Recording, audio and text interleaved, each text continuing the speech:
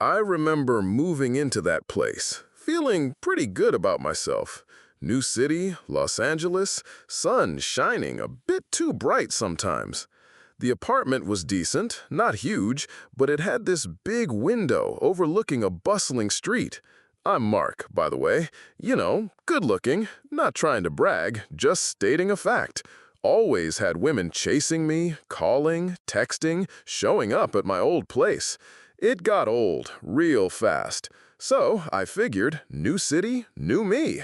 Or, well, new persona. I decided I was going to be gay. It felt smart, a simple solution to a not-so-simple problem. Just tell everyone, pretend a little, and boom, instant shield. That's how I met Sarah, my roommate. She seemed normal, quiet but friendly, small with these wide, innocent eyes and a smile that never quite reached them. Not that I paid much attention then, honestly. We shook hands, talked about splitting utilities, general roommate stuff. She seemed nice enough. And when I mentioned, casually, that I was into guys, her eyes just lit up. Not in a creepy way, not at first, more like excited, like she'd just stumbled upon a rare coin or something. "Oh, that's amazing, Mark," she said. "I'm so happy for you, finding your true self. I'm a huge supporter of the community." She even did a little fist pump, like an anime character. Yeah, that's what I thought. A little over the top, but harmless. An ally, as they say. Good. This was going to be easy. The first few days were fine. I was freelancing from home, pretty much setting my own hours. One afternoon, I was at the kitchen counter, scrolling through a few dating profiles on one of those gay apps on my laptop, just to get a feel for it, you know, to make my story believable if anyone ever asked. Fake profiles, fake conversations, all part of the act. I got up for a minute to grab a drink from the fridge, left the laptop open. When I came back, maybe 5 minutes later, the screen was off. I frowned. I was sure I hadn't closed it. Maybe it just timed out, went to sleep mode. Funny, I usually just leave it on. I pressed a key.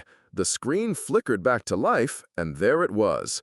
Not the dating app, but my browser, open to an article, a blog post titled, "The Beautiful Freedom, Embracing Your True Self and Coming Out." I just stared at it for a second. My eyebrow went up.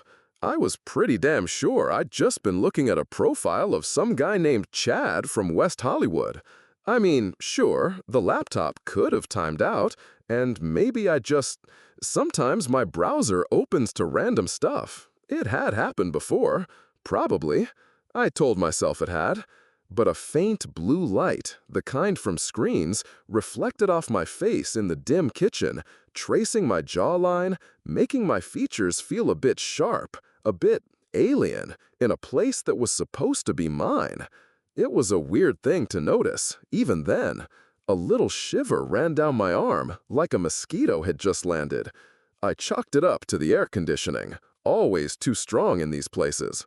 Later that week, I found something stuck to the fridge with one of those ridiculous magnet clips shaped like a cupcake, a note, written in Sarah's neat, looping handwriting. "Mark, your journey of self-discovery takes courage. Don't worry, we'll get through this together." Below it, a tiny, almost imperceptible QR code, hand-drawn. I opened my phone just to see what it was. It led to a blog post. Heartwarming coming-out stories that will make you believe in love again. A cold feeling, not from the kitchen air, definitely not from the AC, started to trace its way down my spine. What the hell was she thinking? This was a lot. I felt like cobwebs were brushing against my face, even though there was nothing there. Just me, the fridge, and that damn note.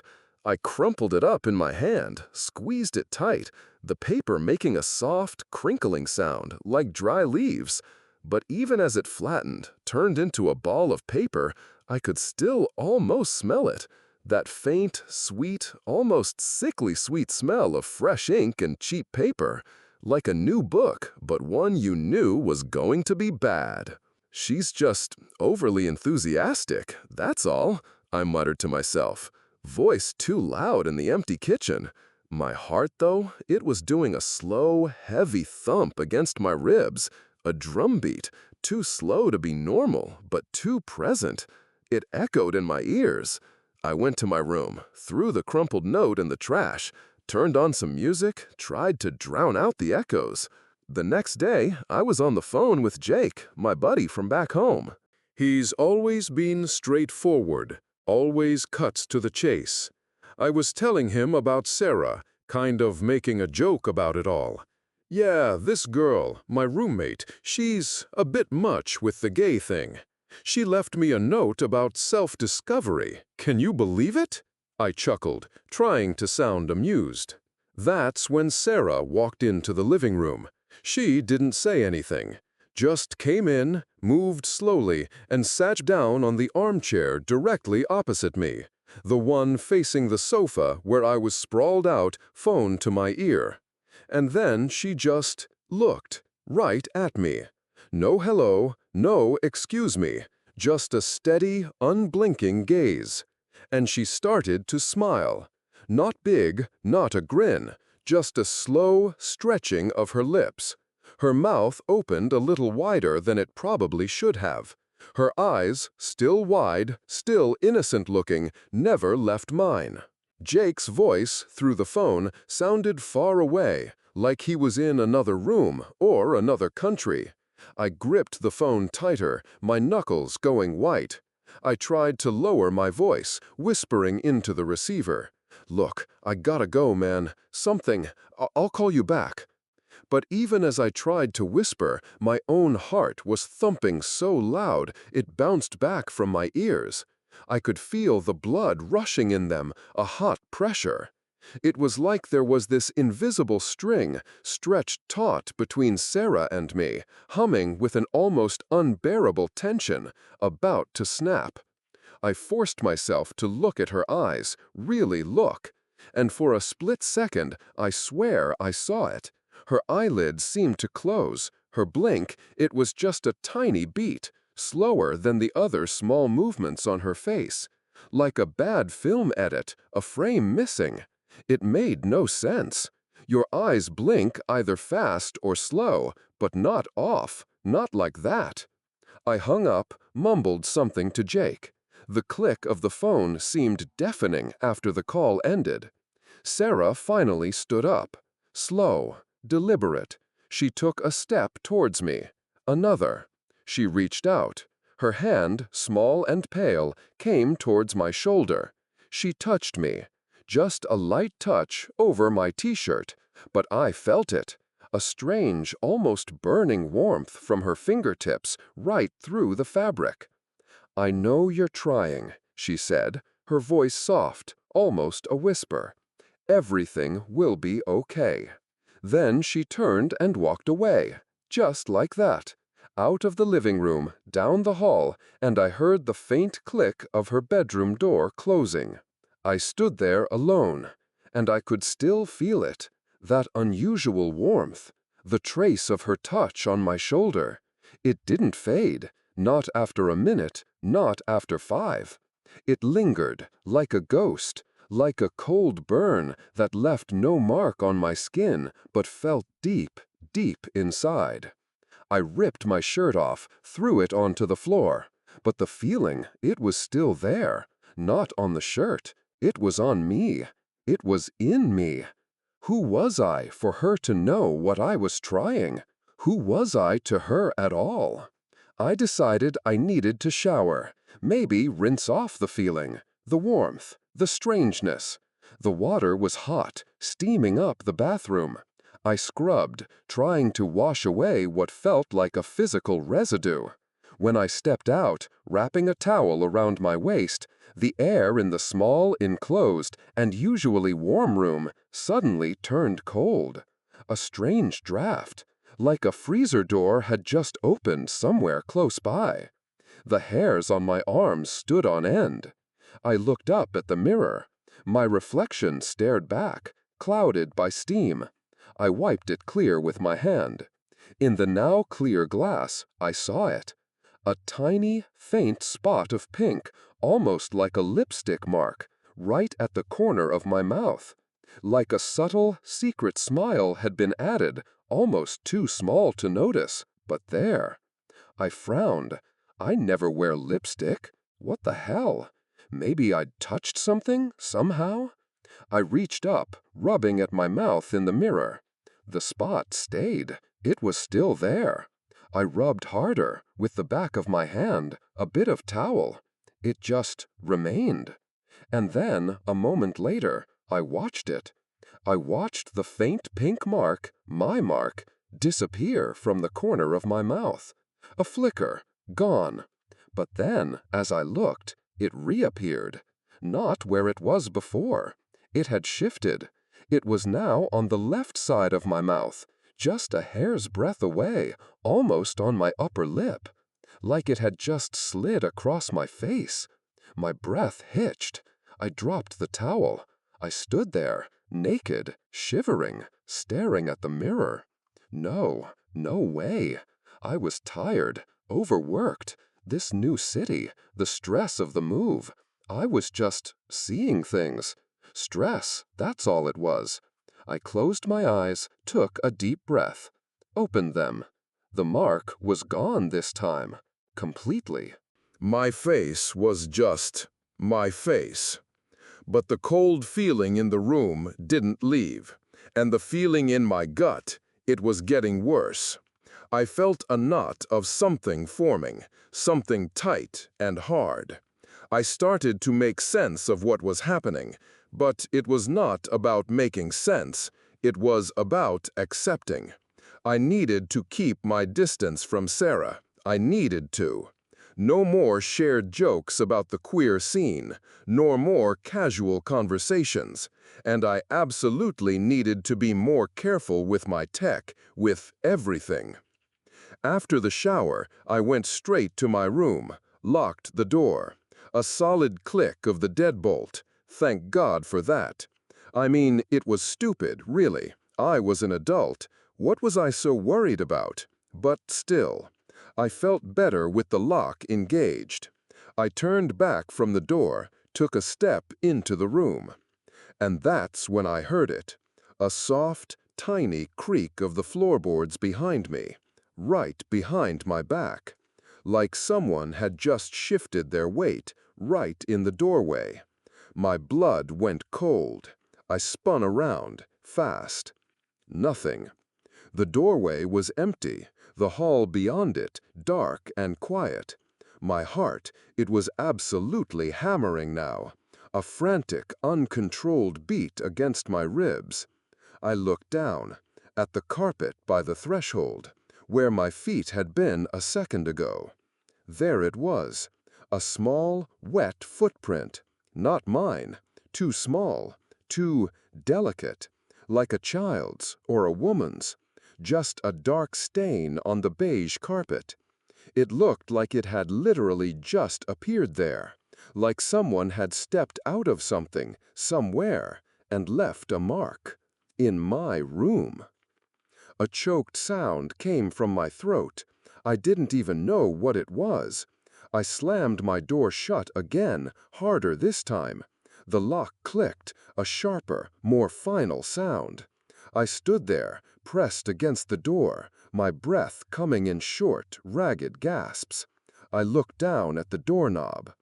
It was wiggling, imperceptibly, just a tiny, shallow tremor, like someone was very, very gently on the other side, just touching it. I couldn't breathe. I backed away from the door, stumbling over my own feet until my back hit the far wall. I slid down, collapsing onto the floor, my eyes fixed on the door, on that goddamn doorknob. Everything was not okay. Nothing was okay. This wasn't just Sarah being enthusiastic. This was something else, someone else, and I had no idea what to do. I lay there for a long time, just listening to nothing. My heart eventually slowed, a bit. I tried to calm myself, tried to make sense of it all. Just a weird coincidence? The laptop? The note? The stare, the touch, the lipstick, the footprint, it all had to be just chance, bad luck, or I was just tired. Yes, that had to be it. Too tired. I just needed to relax. I crawled to my bed, reached for a book, one of my favorites, a classic mystery novel, something familiar, something to ground me. I opened it to a random page, just to skim, to try and forget. My eyes fell on a paragraph, near the bottom. I started reading the last line, but it wasn't right. It wasn't the familiar dialogue from the detective. It said, somehow he knew he'd lost something, a part of himself, from the moment he lied. I read it again, and again. The words were there, clear as day on the page, printed perfectly. But that wasn't in this book. It had never been in this book. Not this exact sentence. This was my book, my copy. I'd read it 100 times. My hands started to tremble. This was not my book. Not anymore. I tried to put it out of my head. The book, the words, the footprint, the wiggling doorknob, all of it. I told myself it was stress, moving to a new city, trying to find my feet. But the door stayed locked, pretty much 24/7, unless I absolutely had to leave my room. I'd slip out for a quick shower, grab a bite. I'd try to time it when Sarah wasn't around, or at least when I wouldn't have to actually see her. I'd catch glimpses of her sometimes, coming out of her room, heading to the kitchen. She'd offer a small smile, a little wave. "Morning, Mark," or "Sleep well?" Her voice was always too soft, too bright, and I'd just nod, sometimes mumble something back, and keep going. I was like a ghost in my own apartment, trying my best to be invisible. Just another tenant. That was the plan. Keep my head down. Maybe she'd get bored. Maybe she'd think I had a new, much more interesting gay roommate. I don't know. I was just trying to survive the day. A few days later, I had to drive across town for a freelance meeting. It was hot, like it always is in LA, the kind of heat that presses down on you, even through the car windows. I unlocked my old beat-up sedan, got in, and started the engine. My eyes went to the rearview mirror automatically, just to adjust it, and that's when I saw it. Hanging there, dangling from the mirror, was a small, braided rainbow bracelet. Threads of red, orange, yellow, green, blue, purple. My stomach dropped. I didn't own a bracelet like that. Definitely not. I hated bracelets. I stretched out a hand, touched it with just my fingertips, like it might burn me. It felt cool, slick, almost wet. I unhooked it quickly, just a simple loop, and dropped it onto the passenger seat. My gaze lingered on the spot where it had been hanging. A faint, icy current seemed to radiate from that empty space, a coldness that pressed against my forehead and the back of my neck. And the air outside was boiling. I shivered. What the hell? I knew I didn't have that thing, and I knew who must have put it there. The thought made my skin crawl, like someone had been in my car, which I always kept locked. I felt like shouting, "Get out of my head, Sarah!" But of course, she wasn't there. No one was there, just me and the damn bracelet. Later that week, I went to a party. A friend of a friend's place, just to get out of the apartment, breathe some air that didn't feel like it belonged to someone else. I saw Emily there.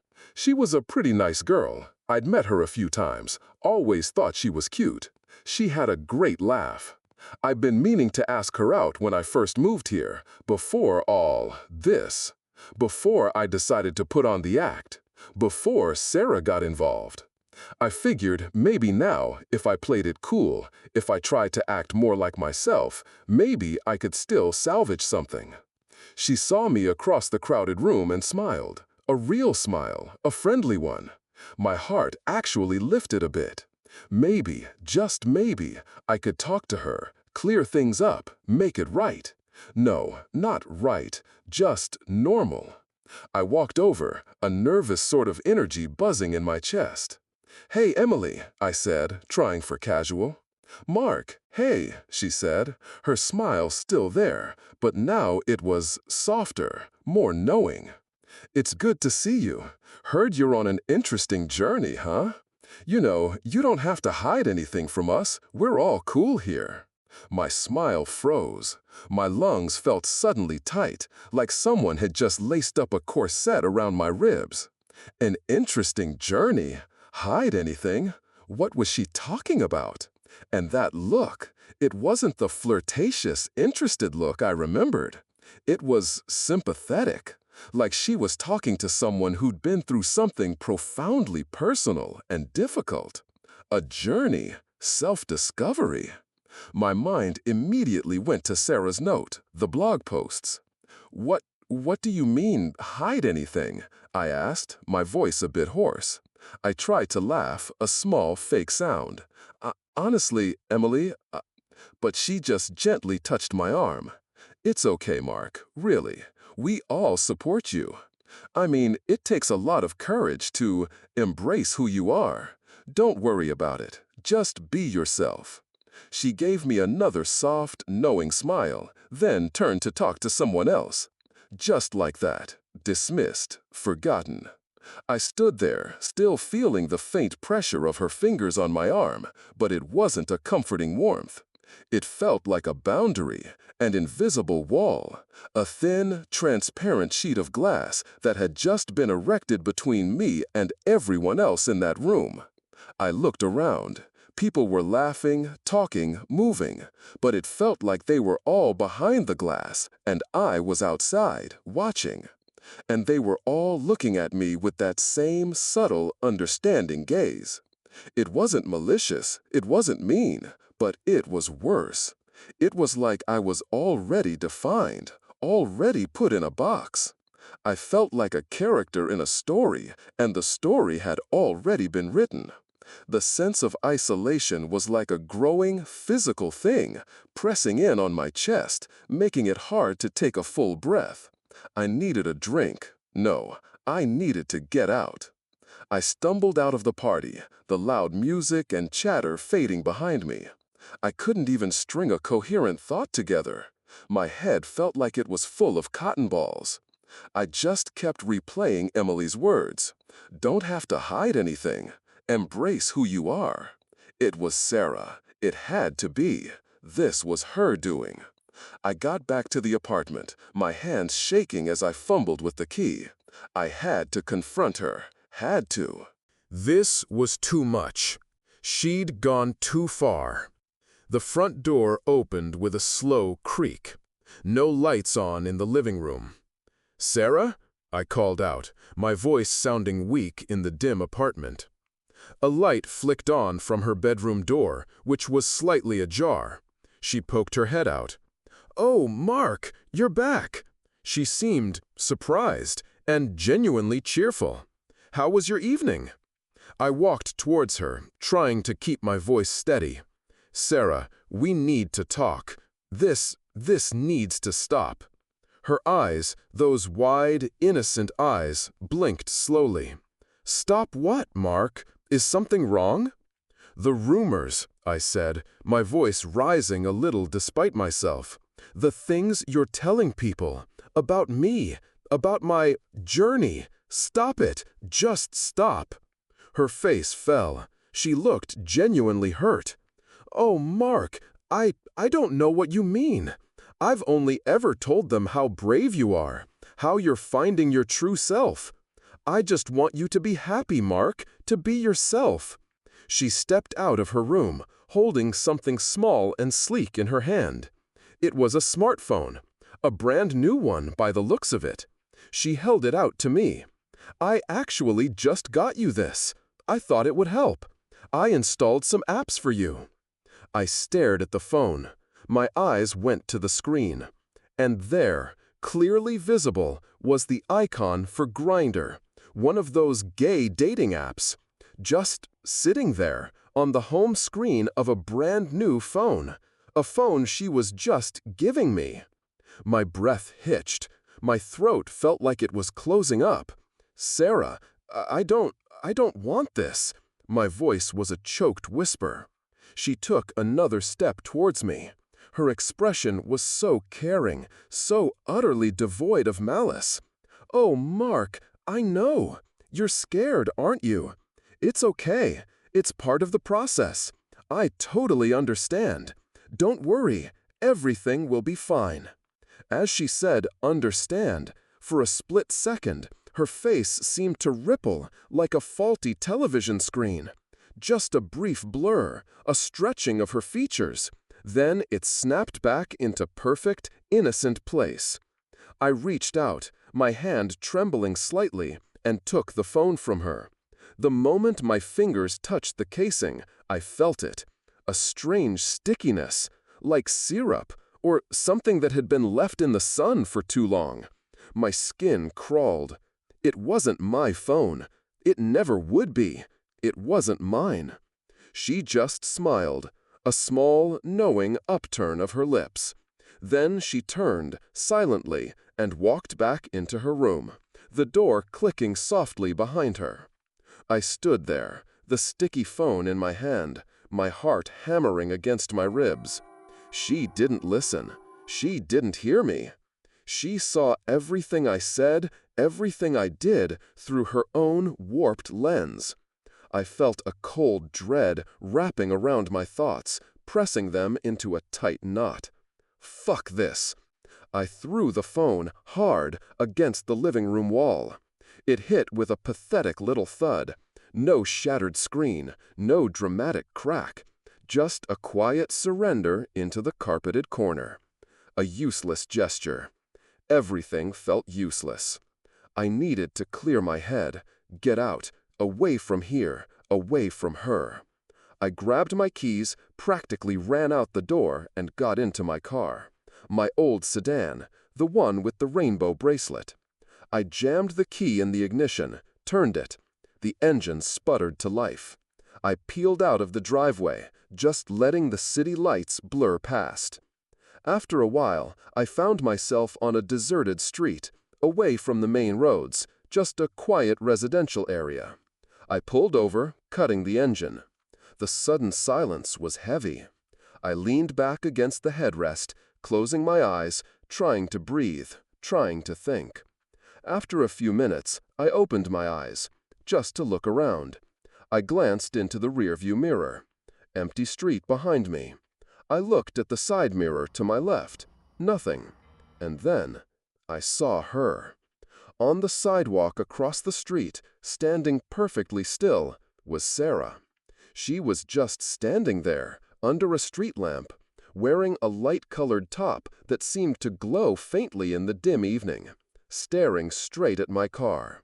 A small smile spread across her face.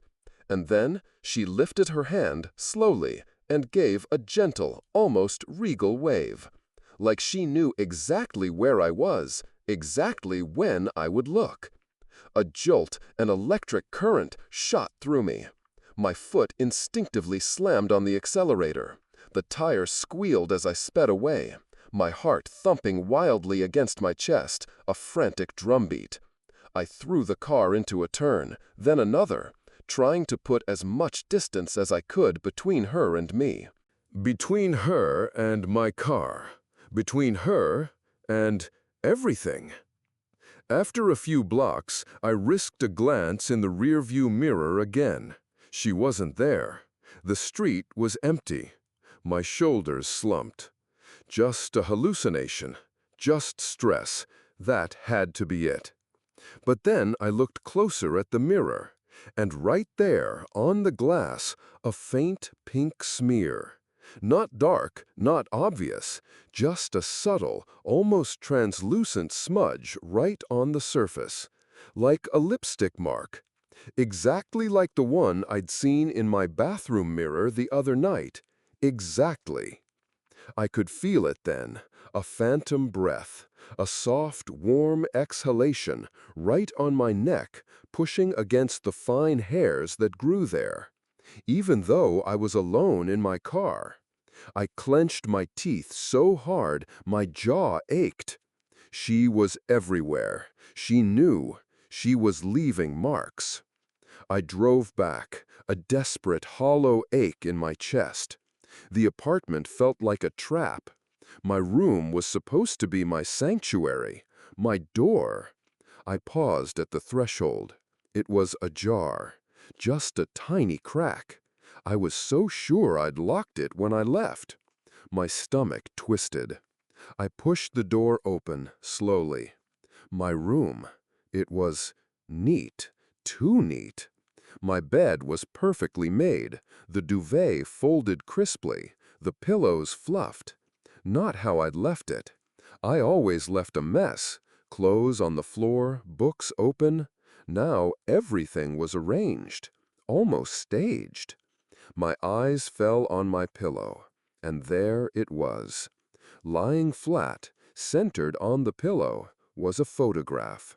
An old one, faded at the edges. It was me. And next to me, my arm slung over his shoulder, was Ben, a guy I'd worked with for a few weeks on a project, someone I barely knew. We were both smiling, big, genuine smiles. It looked so real, so natural. But I knew for a fact I never had that picture. I didn't even like Ben that much, honestly. We didn't hang out like that. No way was I ever hugging him like that. I picked it up, my hands shaking. And as I held it, a small detail caught my eye. In the bottom right corner, a tiny, almost imperceptible script. 3 letters, O-T-P, written in a faint pink color. Lipstick. I looked at my face in the photo. My smile was wide, but something was off. The corners of my mouth seemed stretched, pulled too far. It was like a forced cheerfulness, a mask. An uneasy feeling settled in. I tried to tear the photo.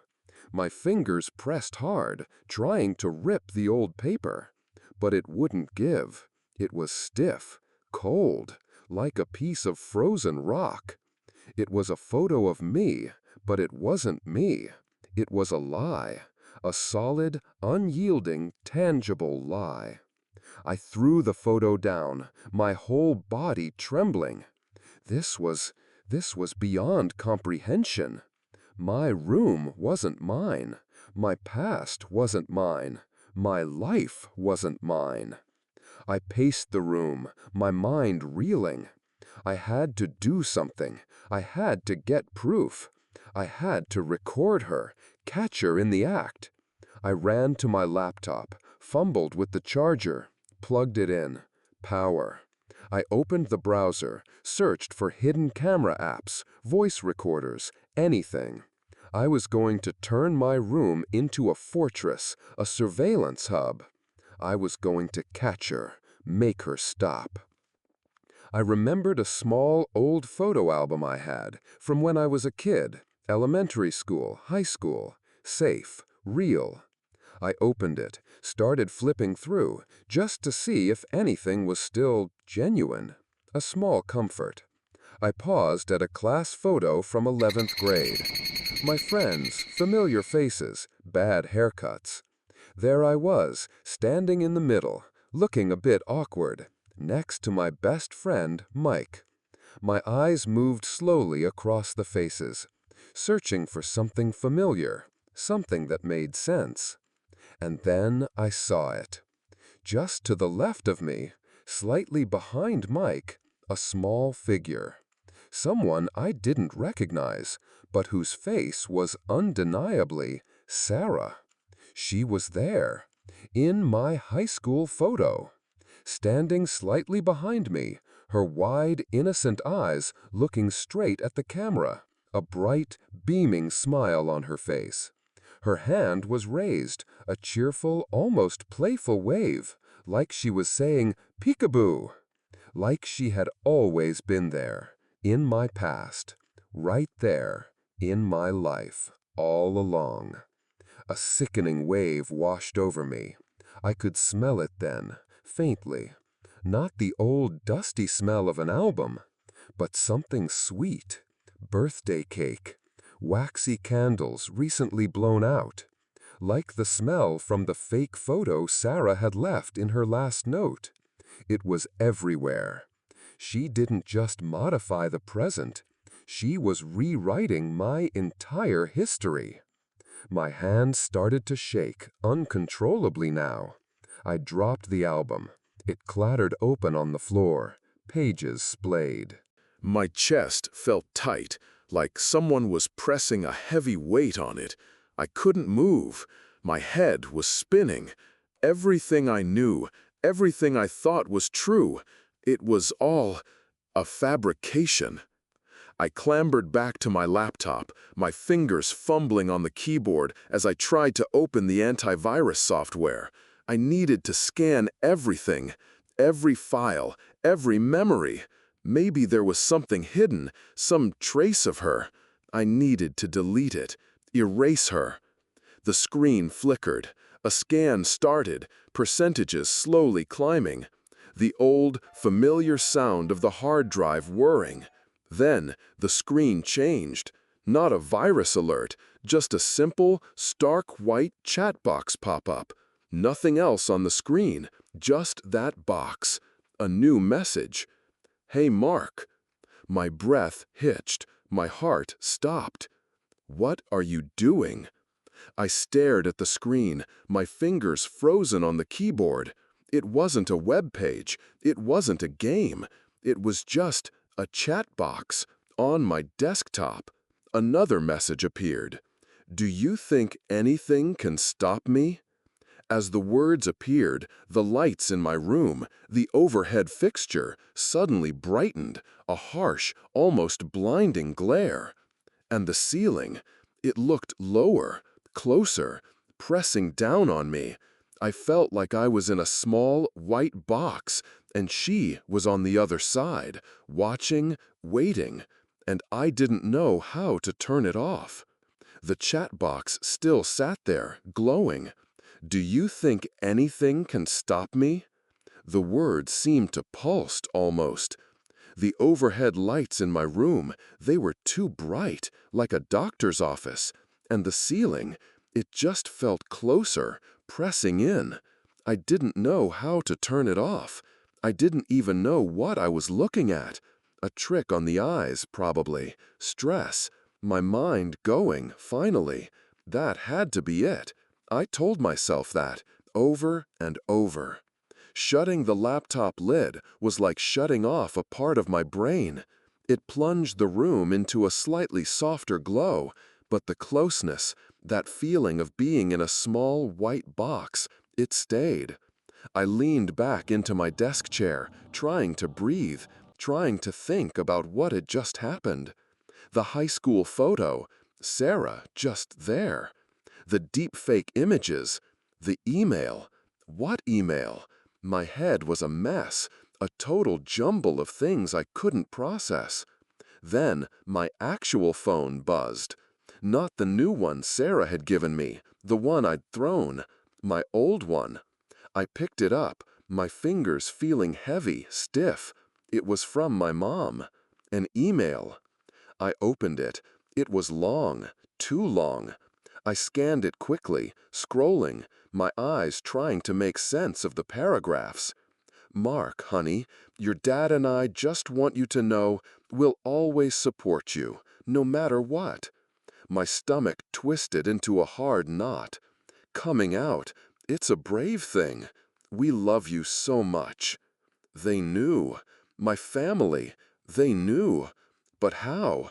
I hadn't told them anything, not a single word. I'd thought about it, yeah, briefly, on a bad day, imagining a way to just burn all my bridges, disappear. But I'd never actually done it, never typed the words, never hit send.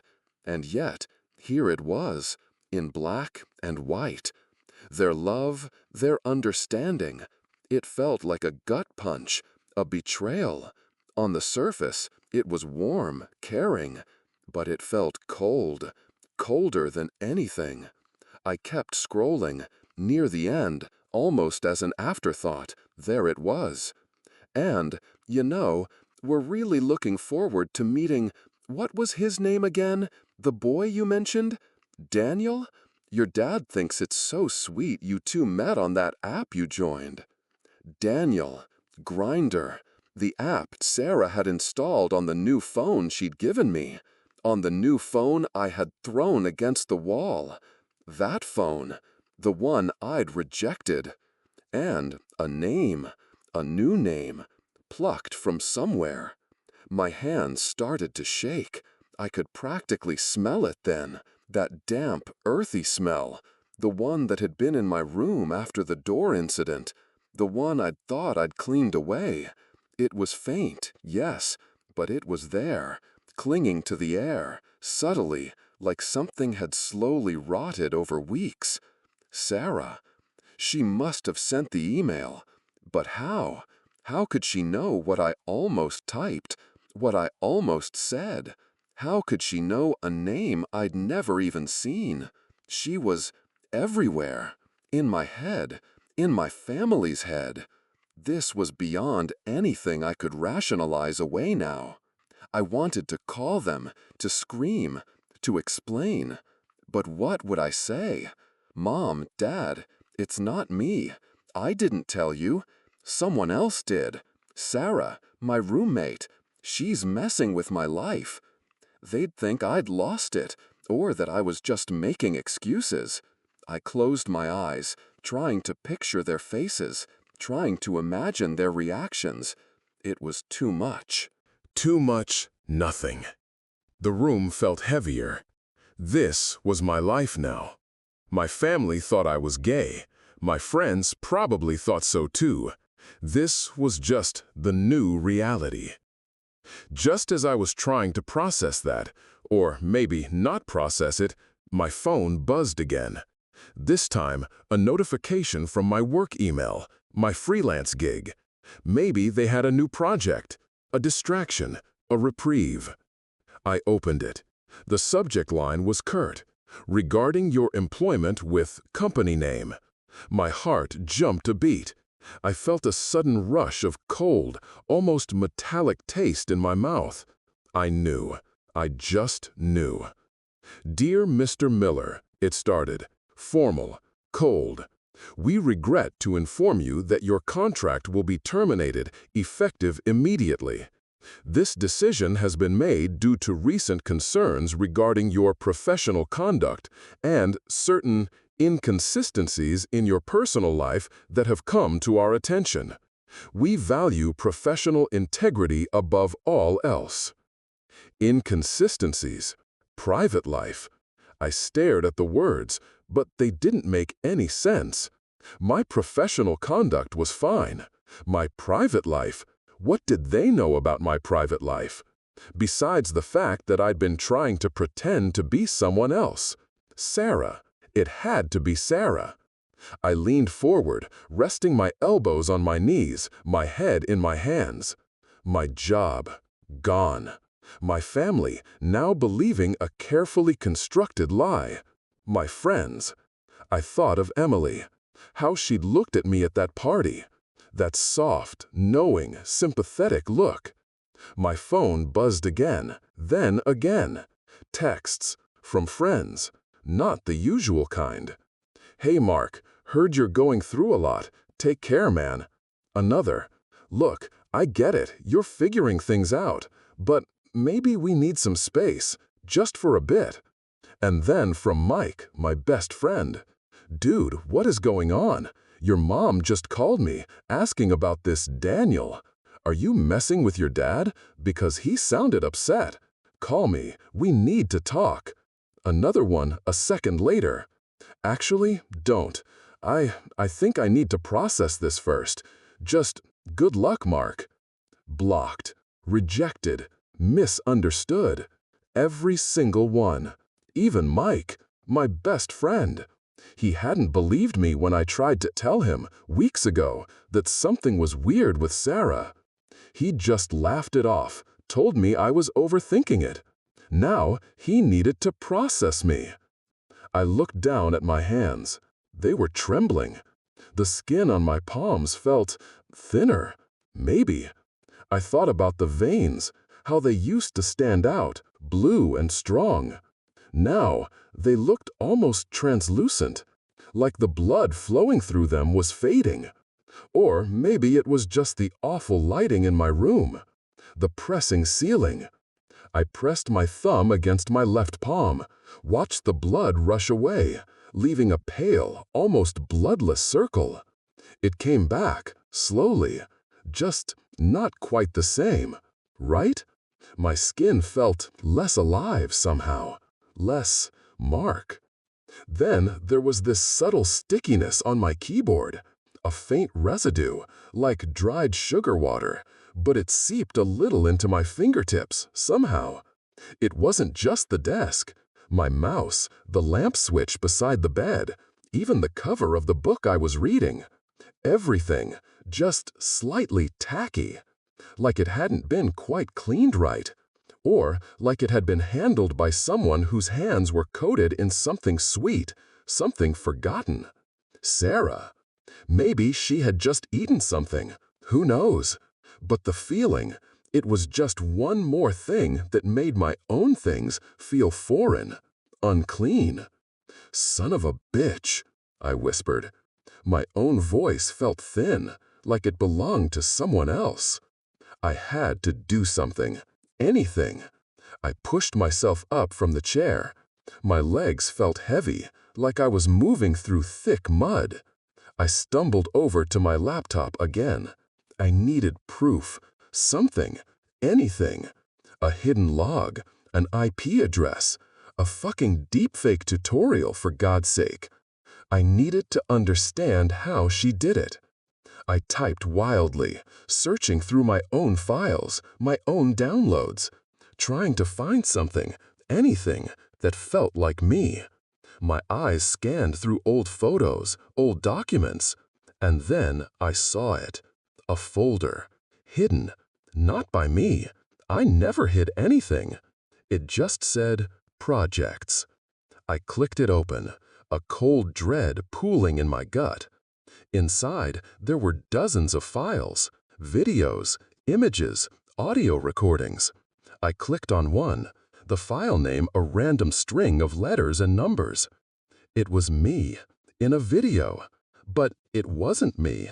My face, smiling, laughing, my arm around a guy I vaguely recognized from a cafe a few blocks away. My voice, saying things I would never say. Oh, Jeremy, you always know how to make me laugh. I'm so glad we found each other. My face was too bright, too animated. The movements were almost fluid. Almost. But there was a tiny stutter in the corner of my eye, a flicker. Not real. It couldn't be real. I clicked another, a photo. Me holding hands with a different guy walking down a street. Another, me looking lovingly into someone's eyes in a dimly lit restaurant. My face was in every single one, engaged, affectionate, in love, with strangers, with men I had never met or barely knew. They were all so convincing. I scrolled faster and faster, a pit opening up in my stomach. Hundreds of them, deepfakes, audio, it was all there. A meticulously constructed narrative, for me, about me, all of it fake. I tried to delete one. My fingers slammed down on the delete key. Confirmation box. Yes, the file disappeared. Good, one down. My breath hitched. But then, as I watched, another file, identical to the one I just deleted, slowly materialized in its place, like smoke coalescing into form. Then another, and another. Every time I deleted one, two more popped up. A never-ending nightmare.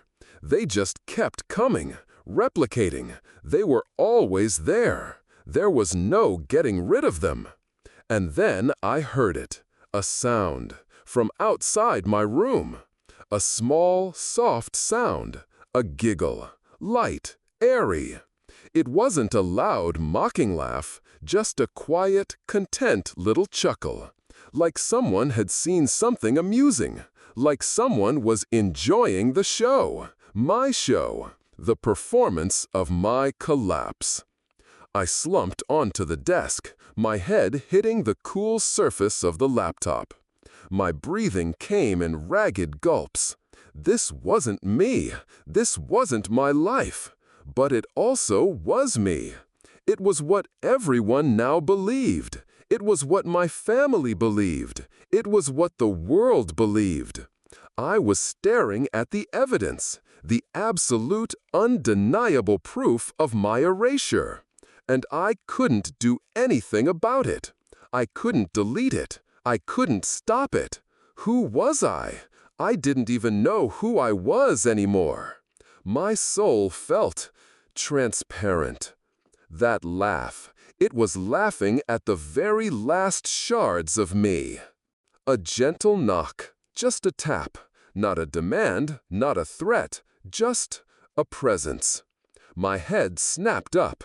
I gripped the edge of the desk, my knuckles turning white. The door, which I had somehow managed to close, slowly opened. Sarah! She stood there, in the doorway, her head tilted slightly, an expression of genuine concern, or maybe pity, on her face. Her eyes, wide and innocent, just took me in. All of me.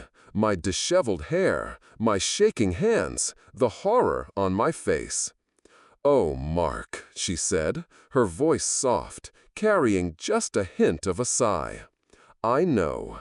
She stepped into the room, casually, as if she owned the place, as if she owned me.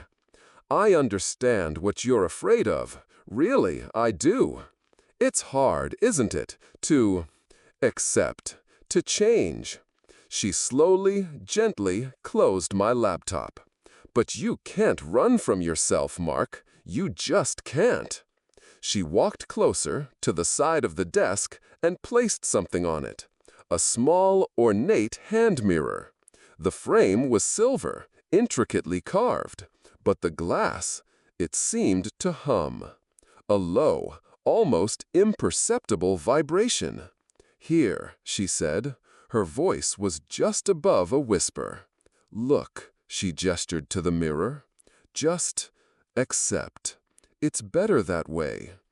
My eyes, heavy as lead, slowly moved to the mirror, to the perfectly round, polished surface.